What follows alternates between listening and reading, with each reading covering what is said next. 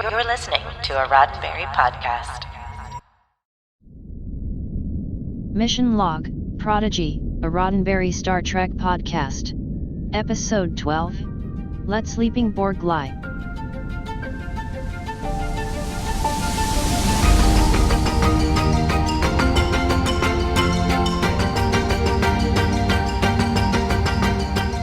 Welcome back into another episode of Mission Log Prodigy, a Roddenberry Star Trek podcast. I'm Norman Lau. And I'm Charlene Schmidt. Hello. Ashley's going to be back next week. And just like our flagship Mission Log podcast, each week here on Mission Log Prodigy, we discuss each and every episode of this animated series, discover what makes each of them special, and see if there's any morals, meanings, or messages that we've learned. This week, episode 12, Let Sleeping Borg Lie. Now, please remember that Mission Log Prodigy is an in-depth review podcast, so if you've not yet seen Let Sleeping Borg Lie, you may want to put us on pause, so hit the pause button. And now you're back, so we can continue on. We'll wait until you watch the episode, but then come back to hear us talk all about it. That's right. Mission Log Prodigy is produced for YouTube and as a regular podcast. So please, if you're watching on YouTube, engage the like button, share it with your friends, subscribe, do all the YouTube things. And if you're listening, please give us a review on Apple Podcasts, Google Podcasts, Spotify, Stitcher, whatever platform where you're listening. It really helps the show out. So please do that. And you can also follow Mission Log Prodigy on Twitter at ML_Prodigy and keep up with all the updates and the latest news.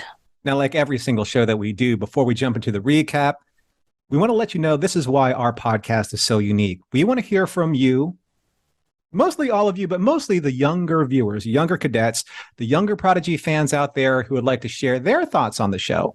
So please send us a 1 to 2 minute voice message at missionlog-prodigy@roddenberry.com. Again, that's missionlog-prodigy@roddenberry.com. Dash meaning the little dash mark, not the word dash. So it's missionlog, kind of like hyphen prodigy@roddenberry.com. And in your message for our young cadets, please answer these questions. What is your first name and age? Did you like the episode? What was your favorite part? And most importantly, what did you learn? Yes, we look forward to hearing those comments. I know I do every week when I listen to the podcast. They'll be featured at the end of the show. And just to start things off, we ought to get into our answers for those same exact questions. So how about it? Okay, so did we like the episode? Did I like the episode? Okay, that was a deep breath, a little bit of a deep breath. Yeah, okay, lock and load. All right, so I like being honest with everybody on the podcast. And I went into the episode kind of nervous, kind of holding my breath because it's another Borg episode. And I think that's actually more on me than it is on the episode because I kind of rolled my eyes. I'm like, really, a Borg episode? Even in Prodigy, I wanted to go somewhere new. But then I remembered that Star Trek uses a lot of alien races, even familiar ones, as a way to reflect our problems back at ourselves. And in the way that the Borg needed to be in this episode, that's when it worked for me.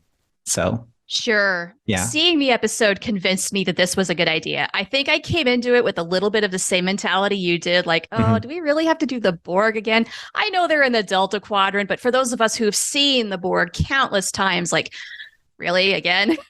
I think was a more general feeling than a lot of us want to admit, probably. But the way that this worked out, it won me over because for those of us who have seen the Borg before, we know about the Borg and what they're capable of doing.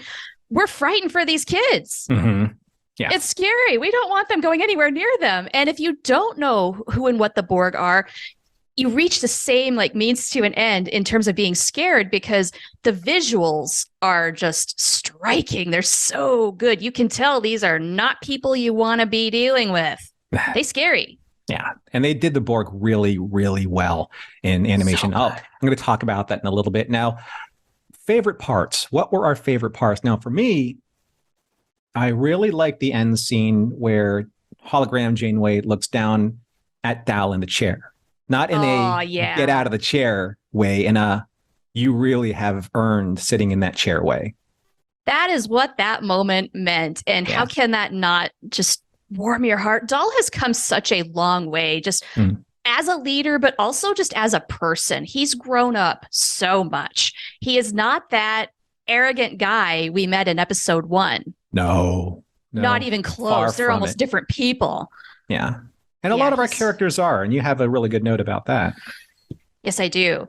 So my favorite moment was another kind of heartwarming thing, and it was an embrace, and that was between Zero and Gwen. That hug was such a payoff after everything that happens in this journey, those two coming together in that moment. And between the two of them, some of these relationships are nice because they're coming from like unlikely places and unlikely pairings. And I think in this case, there's a lot of healing involved. And I think we're going to get into that a little bit more later in the episode. Oh, yes. All right, Char. So here's the big question. Did we learn anything? What did we learn? Oh, boy. I learned a lot of things. Did you learn a lot of things? I think maybe we've learned the same thing. And that's kind of like the strength of when these episodes like really tell their story in a very clear way. I mean, they may be different, but they're almost kind of similar because basically for me, it was, your true friends and your true family, whether you're real friends or your real family or found friends, that's who Zero has found in this crew. But they'll forgive you. Like real friends and real family, they'll forgive you through thick and thin. But you have to forgive yourself first. Yes. That's the big step. Yeah, forgiveness is a big element of this episode. And so is found family. These things tie together. And we see found family portrayed a lot in Star Trek. But Zero really had to learn the power of this in this episode. And that is what happens. He's finally able to forgive himself for what he did to Gwen, even though it was unintentional, because she forgave him. And she never had feelings of resentment toward them, but this was the moment where it finally sank in for Zero so that Zero could forgive themselves. Yeah. And it was because of the love and what he received from, or what they received from that found family that really solidifies that bond and shows you how a real family functions, whether it's your blood relatives, your found family, some combination. Families come in all sorts of shapes and sizes and ways. Yep. Absolutely. And well said. And thanks, Char, for your answer. As always, when we come together and talk about an episode, I think that has a lot of surprise elements, like being able to find these found family moments, being able to find these forgiveness moments, being able to find moments like within these younger cadets that are so complex and mature at this stage in the game, especially only 12, 24-minute episodes in. It's really special. Yeah. It's really special that we can both see that at the same time. Yeah. And it's a great thing to be showing on a family show, not just a kid's show. We all know at this point that this is geared toward children, but it's for everybody to watch. It's good for us all to absorb this and what it means. And we're going to jump into a lot of that a little bit deeper into our observations and discussion points. But for now, we're going to jump into the recap for Star Trek Prodigy, Episode 12, Let Sleeping Borg Lie, written by Deandra Pendleton Thompson, directed by Olga Ulanova and Sung Shin. Gwen is walking alongside the diviner amidst the ruin of Solum. He reminds her that there is a weapon aboard the protostar that will corrupt the Federation and destroy it from within. But this isn't real. It's a holodeck version of one of Gwen's memories, which have now been fully restored, and that there is a hidden weapon on board their ship, erased from hologram Janeway's program, and that caused the Federation substation to destroy itself. Suddenly, Zero shuts off the program before her friends can watch the one moment where Zero actually hurt Gwen, which still upsets Zero as they leave the holodeck alone. Jankum whips up the crew as they search everywhere for something out of place. Even, and lastly, the bridge. Jankum finds Solom writing on the floor, which points towards a hidden keyhole. Gwen's sword morphs into the actual key to unlock the panel, which causes the center of the bridge's floor to sink and expose the deck where they find the diviner's hidden weapon. Jankum shoots it with his phaser, but the weapon is too far futuristic and advanced to be removed or destroyed so easily. To make matters worse, they have to put this crisis on hold thanks to a proximity alert with a ship. And not just any ship. Janeway's expression pains her to tell her young and innocent crew that they have encountered a Borg cube. But it is curiously dormant and not in any way threatening to them. Janeway advises them to leave immediately, but the crew wants to learn more about the Borg. She tells them that they are a hive mind that assimilates all species and that they're technologies that stand in their way. Technologies like the weapon on the protostar, perhaps. Dal has a plan to use the Borg's database to find a way to disarm the Diviner's weapon. Slip in, access the cube's computer, and slip out. What could possibly go wrong? Even so, Janeway gives her intrepid crew the full story of who and what the Borg are and can only advise them for what lies ahead. In another asteroid-filled area of space, and aboard the USS Dauntless, a forlorn Vice Admiral Janeway replicates a hot cup of black tea, much to the surprise of Ensign Essentia. An irritable Janeway tells her that it's doctor's orders. Speaking of irritable and doctors, Janeway and Essentia meet up with Dr. Home, the ill-tempered Tellarite who updates them on their mystery patient, who Janeway wants revived immediately so she can get some answers. Essentia suggests that replicating the bioserum from the patient's life support suit, and Janeway approves, even though this irks the doctor to no end. Until then, Janeway orders to set course for the Federation relay station and the Protostar's engine last known jump coordinates. Later, Dal and his crew beam aboard the Borg cube in search of the navigational hub, where they hope to find the answers they are looking for so they can rid themselves of the Diviner's secret weapon. And after walking through dozens, if not hundreds of sleeping Borg drones, they climb upwards and onwards towards what their scanners lock onto as a central energy hub. But much to Jankum's dismay, there are no buttons, panels, or switches to access the data hub except one, which Dal as captain points out. And that is actually interfacing with the cube itself. Zero, understanding the power of what a hive mind can do, volunteers and plugs into a nearby drone port, becoming instantly one with the Borg's cube's hive mind, and is soon overpowered by the collective. Dal, Gwyn, Rock, and Jankum try to escape, but their phasers and even Rock's superior strength are soon overwhelmed by the sheer amount of Borg drones who prove that resistance is futile. They defeat and capture the Protostar crew and prepare them for assimilation. Meanwhile, Zero discovers that the Protostar's weapon is in fact in the Borg's database, but the Borg want it for their own, and as Zero tries to resist, they too experience that resistance is futile and are assimilated, becoming the drone that appears before Dal, Rock, Jankum, and Gwyn in their holding cell and ready to turn their once-beloved crew into Borg drones as well. But it is that love for their crew that allows Gwyn's pleas to reach Zero's subconscious. Knowing the promise that they made to never harm another member of their crew again, and especially Gwyn, Zero breaks free of the Borg mind because resistance isn't futile. After fleeing the Borg cube, Zero tells everyone that the Diviner's weapon cannot be removed, meaning the Protostar can never engage with the Federation. But that doesn't mean that Captain Dal and his crew will stop doing whatever they have been training for all this time, to boldly go out there and to do whatever good they can, while they can.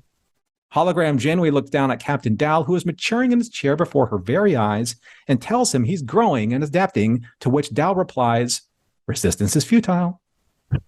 Finally, Vice Admiral Janeway and the Dauntless arrive at what is left of Relay Station CR-721, and as they do, the Diviner's life signs rapidly improve. The end.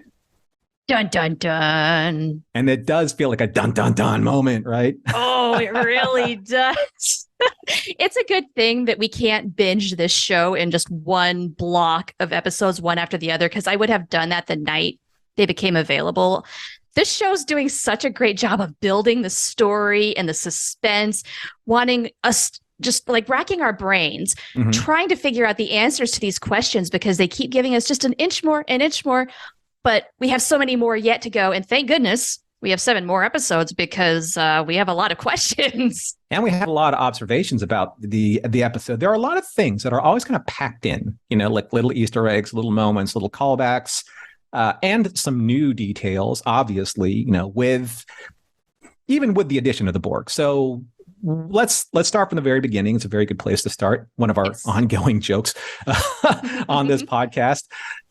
What stood out to you first, Char? Like what was one of the details that kind of started you saying, hey, you know what? I've got to start paying attention to a couple of these things. Honestly, Janeway's reaction to the Borg cube. If I was halfway asleep at that point, it would have woken me up. I was paying attention before, but that was really an uh-oh moment. Yeah.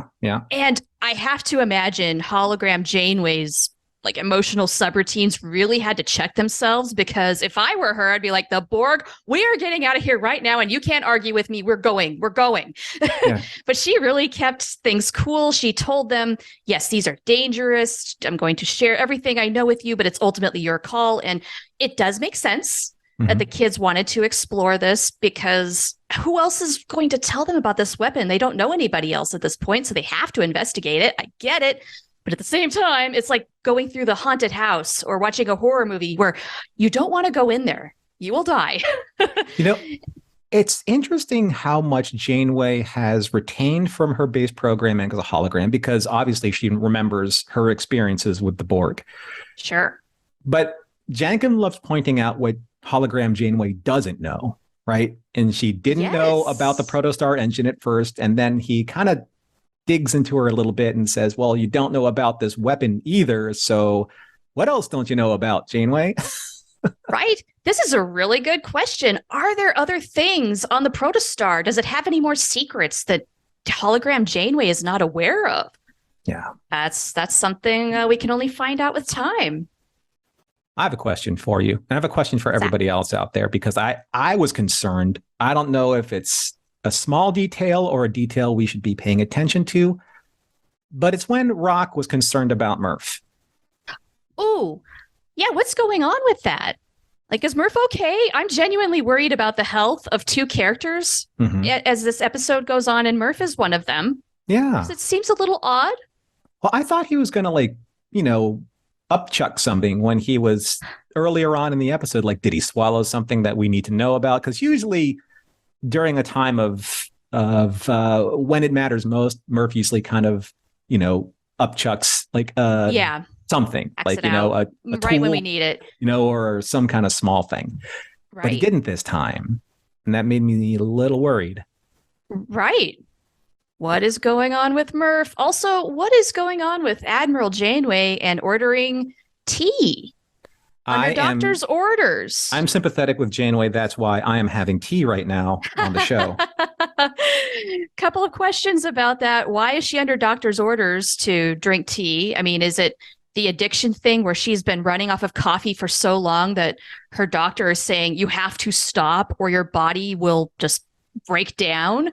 Or is there like a health reason? Does she have heart palpitations from the caffeine? Because tea has some caffeine still, just not maybe as much as coffee. And also, who's her doctor? Is it the EMH from Voyager? Because in my headcanon, I want to believe that, but that's never said. Well, obviously, it's a doctor that's not going to be employed long. So after she gets that second opinion, maybe. Exactly. And it might be Dr. Gnome, but is it Gnome or Naum? I keep going back and forth with that.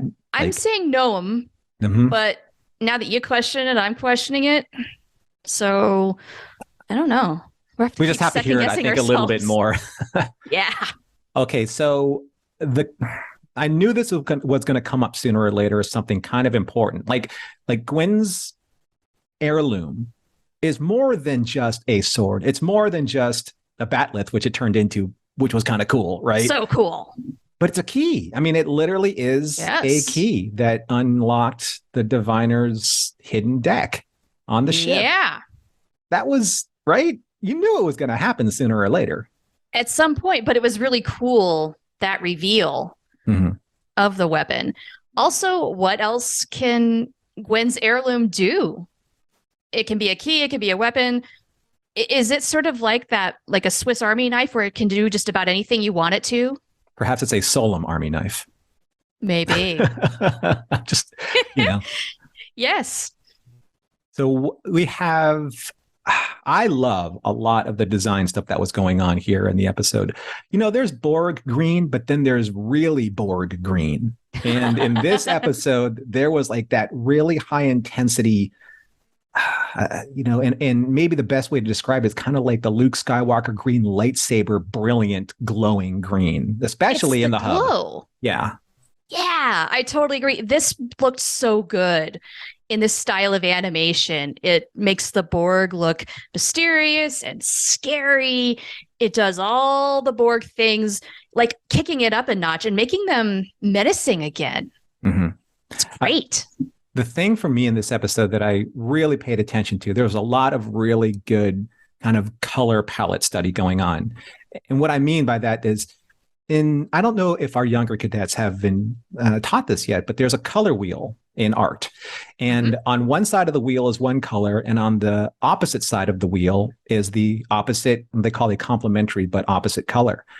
Yep. Green is a big color for the Borg, but the opposite color is red, which was the Protostar's hidden secret weapon deck. So you had a lot of red versus green going on, but then you had this wonderful break in between where you have those really nice blue purple nebulas. Nice observation. You're right. It's definitely using color to set all these different, breaks in all these different areas of the episode. So conveying mood. The episode is, every episode of Prodigy is kind of like just one big, wonderful color palette explosion, I think. It is. It's beautiful. But the use of color is particularly great here just because of the way it does work with the Borg. But then, like you mentioned, contrasting that with, say, the nebula and things like that, giving our eyes like a different shift without us probably even realizing it. So that's pretty cool. We have about one more point to make before we jump into observations here, Shar. So what do you have left for us? Well, I mentioned that Dal has come a long way as a leader and as a person. It's great to see Janeway proud of him, because if she's proud of him, we should be proud of him too. So I just want to reiterate that. But there was one other little detail that I think we got to throw in here. That Borg that kind of stunk back and looked at Gwen. Yeah. Why is that? Who is that Borg drone? Does this Borg know Gwen, recognize Gwen? What's going on with that? That's there for a reason, and I can't wait to find out why. Right. So I saw that. I wasn't going to chalk it up to it's just because if one thing we've learned about all of the Prodigy episodes so far, there's never a just because detail. There's always that's a reference that needs to be followed detail. Right? Absolutely. I'm sure it's going to happen. It's just a matter of when. All right. So thanks, Shar. Those were great observations. But the thing is, we're going to take some of those and maybe evolve them a little bit or find some really deeper topics to talk about here in our discussion. So as we always do with every single episode that we do for Mission Log Prodigy, we watch these episodes several times. And even though they're only 24 minutes, there's 24 minutes of great storytelling because we look at them just a little bit deeper. And we always find a couple of really deeper discussion points to bring up. Hopefully that you and the audience can also discuss these with us as well, online or in your younger cadets' questions. But let's start with you, Shar, some of the bigger discussion points that you've seen. Okay. Some of the biggest stuff I got from this episode was through Zero's journey. And I think one of the most important things that I got out of this episode, and it's a really good reminder to all of us, that you're going to make mistakes. It's a part of life. Doesn't matter how careful you are, how much you try not to make mistakes, you're going to at some point. And they even happen when you're trying to do good things, like Zero did. So with that said, with mistakes being inevitable, maybe it's not so much not trying to make mistakes, it's what you do with that, what you learn from it, and what kind of action you take as a result. What do you learn from it? So I think it's okay to embrace a mistake and learn from it. I think that's what we're supposed to do with those things. We often learn more when we fail than when we succeed. So we should use that as an opportunity. And Zero did. Yeah. Also, sorry, go ahead. No, it's fine. I just was, I like how, in this case, we are always going to get like a character focused episode. And in this episode, it's Zero. But we've also seen from time to time where, a lot of other characters, we've seen episodes where they're trying to like not shy away from their mistakes and certainly not try to repeat them, but they have to learn how to overcome that mistake in their own way. This is true. Yeah, we've seen Dal overcome his mistakes in one way, and here Zero is doing it in a very Zero fashion. Yeah. Yeah. So another big thing I got taken away from this is Zero's motivation, how it changed through the episode. This is a beautiful turning point for the character. Zero starts off with being motivated to never hurt somebody else again because of guilt, because of accidentally hurting Gwen. Zero ends the episode with that same motivation, but because of mutual love and respect for his collective, giving and receiving. And that's so beautiful. Mm-hmm. Yes. The interesting thing with the last two episodes is you've seen kind of this undercurrent where Zero in Asylum was very focused on making sure that Gwen was either protected or was going to receive some type of advanced treatment so that whatever Zero did to Gwen was going to be fixed. That's pretty much that was on Zero's mind the entire two episodes, that episode and then this episode now. One.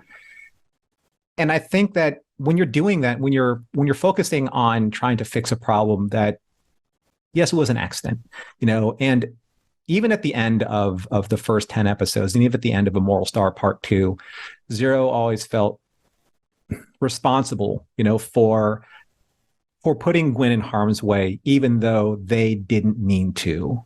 It's the end result that Zero can't forgive themselves for.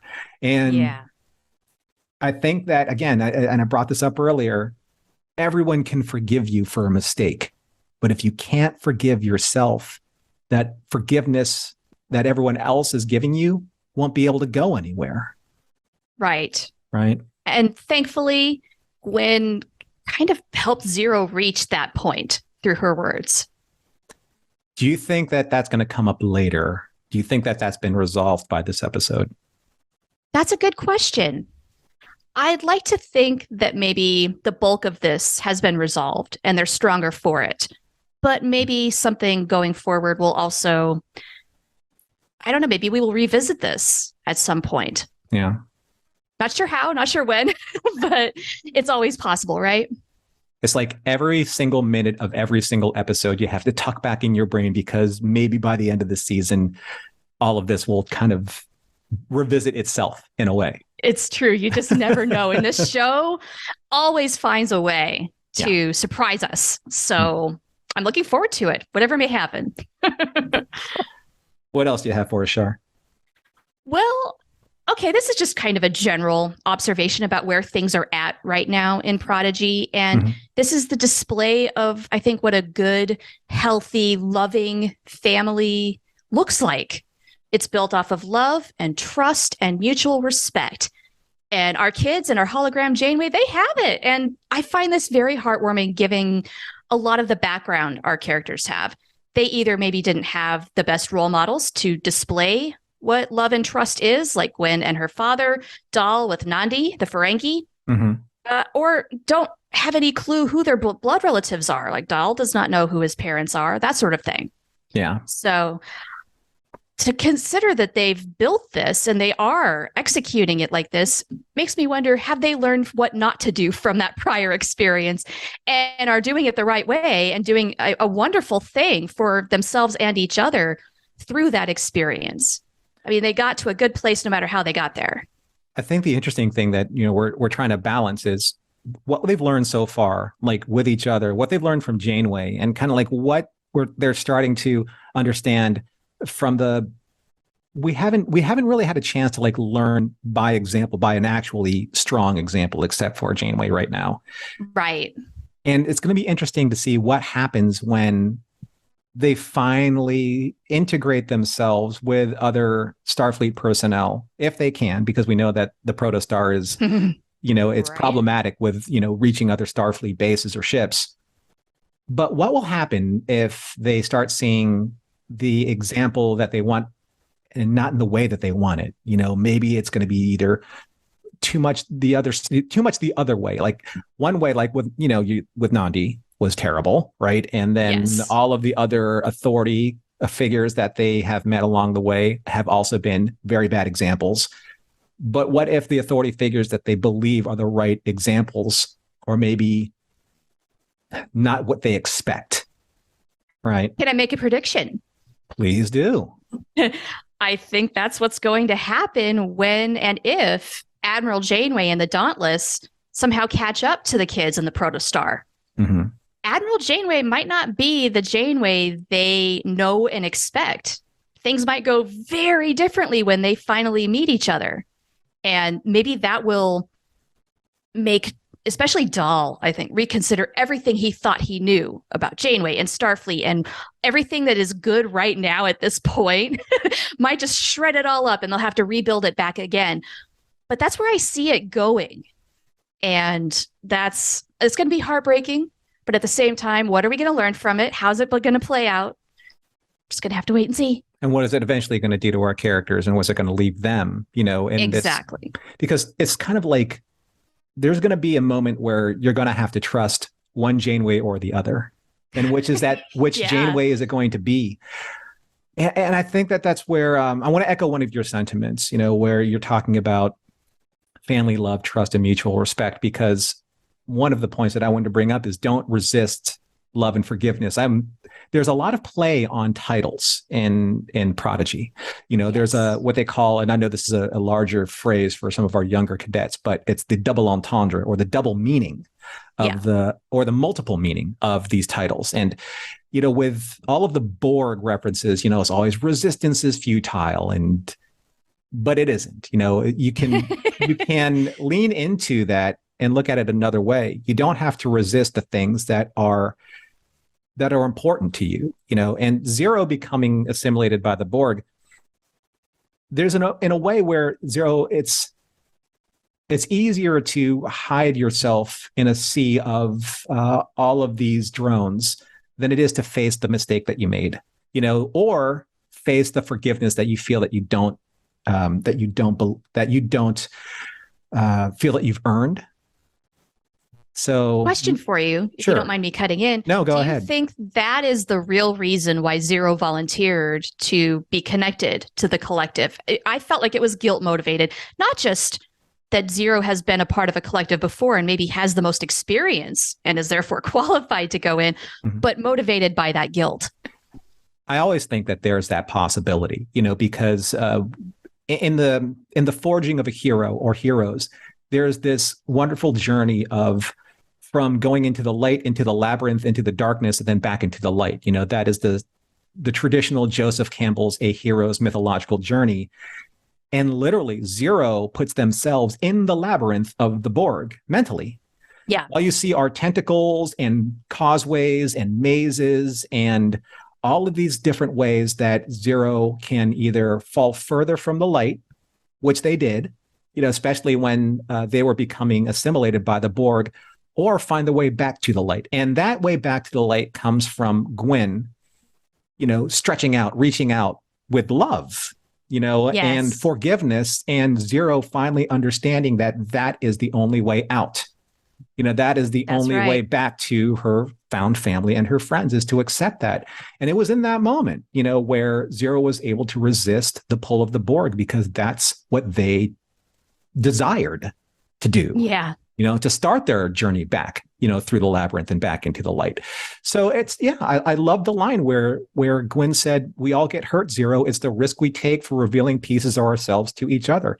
Now, this is getting probably into a little bit more of like a mature subject matter. When I mean that, it's just a little bit more mature in emotions.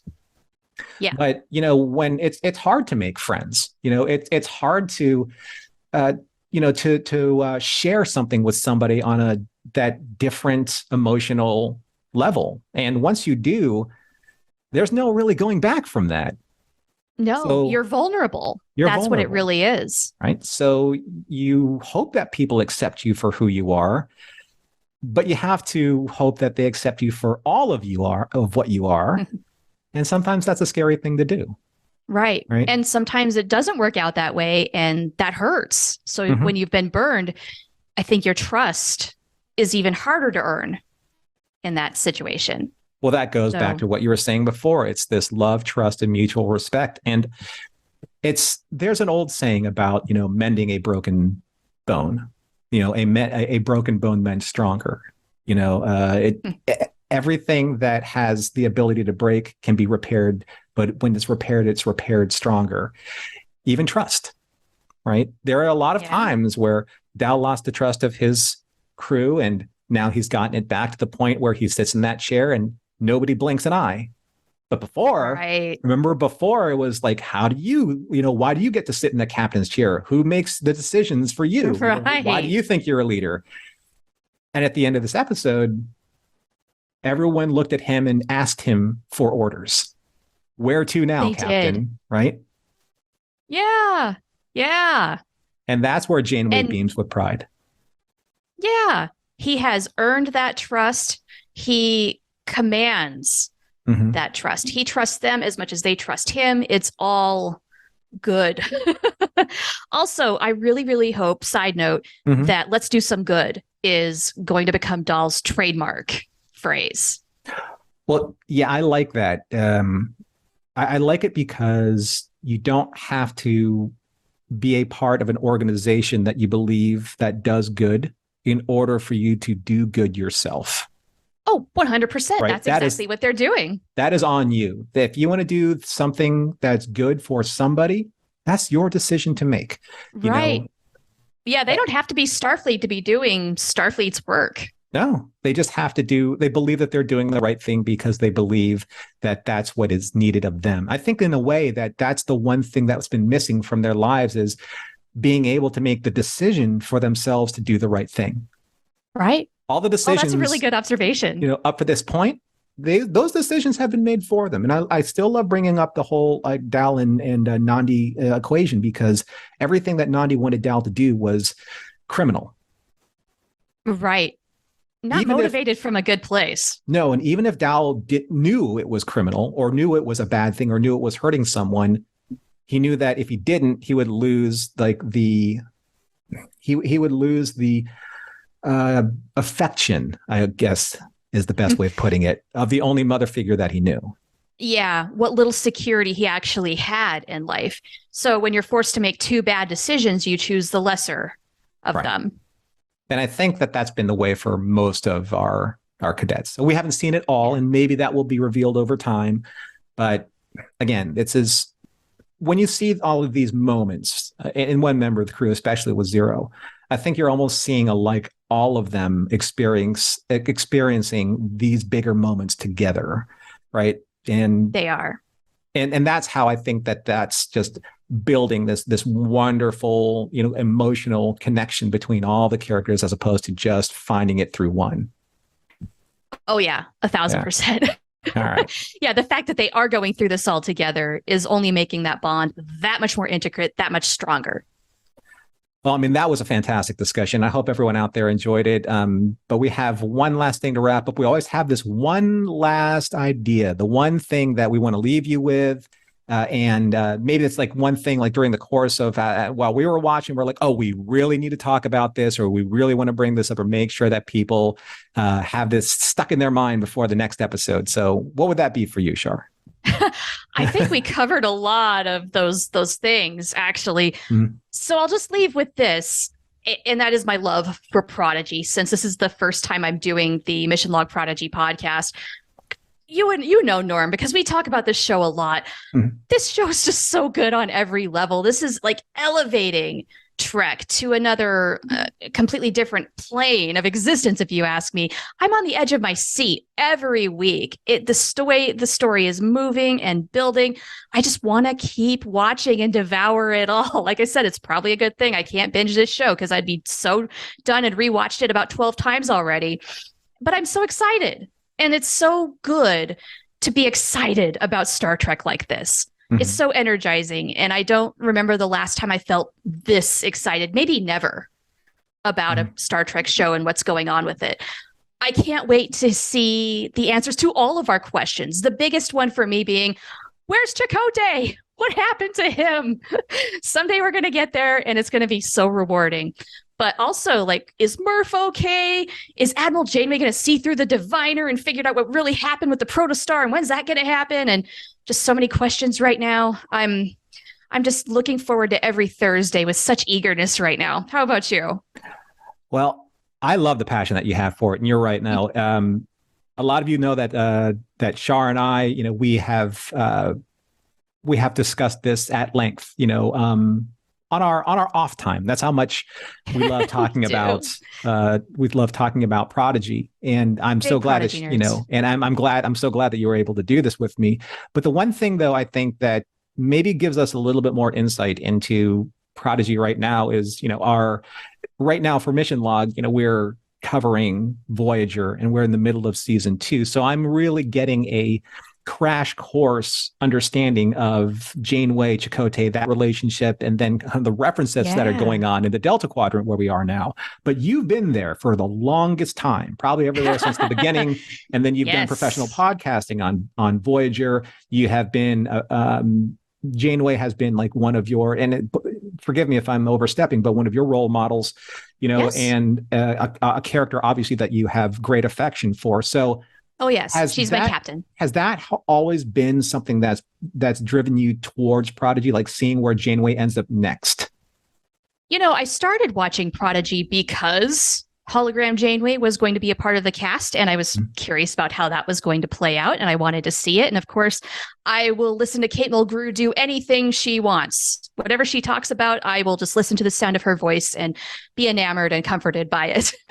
But really, this show has won me over in so many other ways that the fact that there's not just one, but 2 Janeways is a small fraction of a part of why I love this show so much. I love all of these characters, their distinctiveness, what they all bring to the show, how charming they are in their own ways. What's not to love about this show? I really don't have any bones to pick about it, just that we had that very long waiting period between the first and second half of the seasons. Now that's over. All is forgiven. We're fine. Right.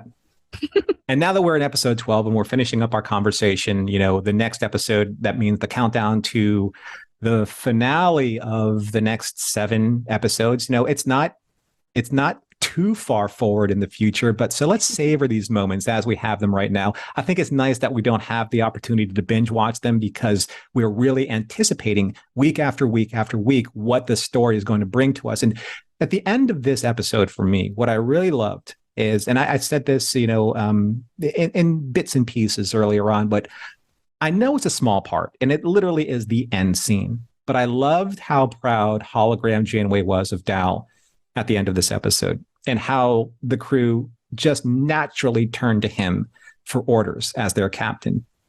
Because think about like where we were at the very beginning, even in the middle of this season, the first 5-6 episodes. He didn't earn it. He just took it. But now he's earned it.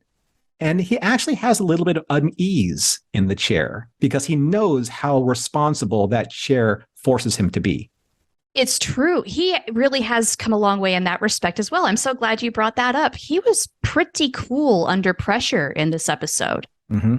I think a few episodes back, he'd be pretty freaked out by the Borg. But the one last thing, though, and you can tell that the weight of command is now on him, is when he looked at the handful of faces that are in his crew when he said someone's going to have to plug themselves into that machine, and we don't know if you're going to come back. Yeah. That's what a captain has to decide. Right. Right. A lot of times they'll elect themselves to do it. And if Zero hadn't volunteered, I have a feeling Dal would have made that sacrifice. Probably. But also the way that Dal looked directly at Zero and said, there's any one thing that makes you uncomfortable, you get out of there. Right. Just, looking out for his crew like a good captain does. All right. That's a perfect way to end it, Char. So it's time to wrap up the show. Oh, man, that happened way too fast. Well, thank you, everyone, for joining us here on Mission Log Prodigy. If you enjoyed our show, please make sure you like and share and subscribe to our Mission Log Prodigy playlist on the Roddenberry Entertainment YouTube channel or on your podcast catcher of your choice.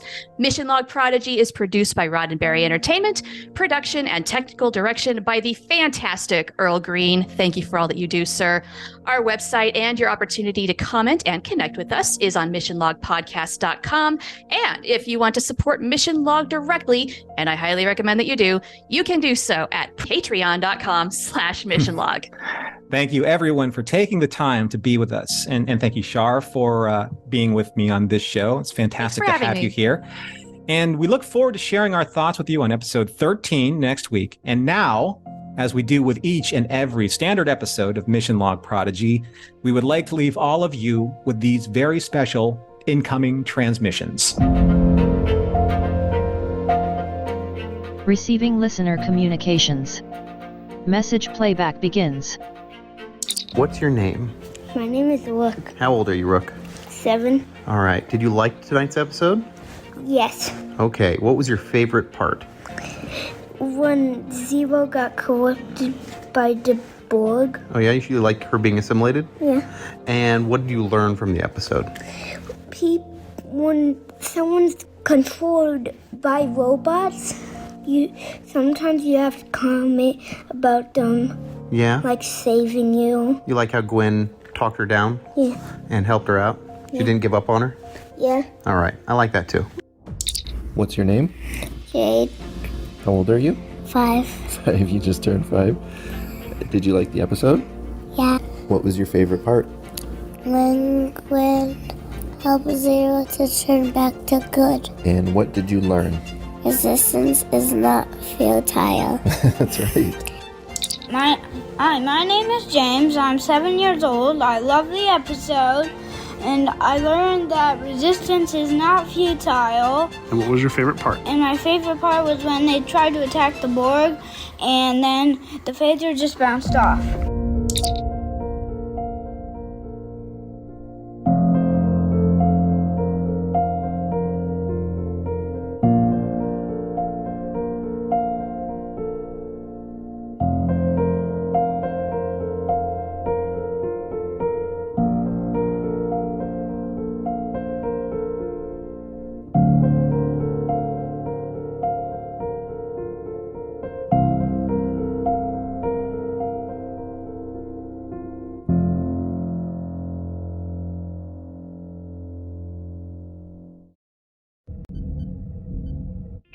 This is a Roddenberry podcast.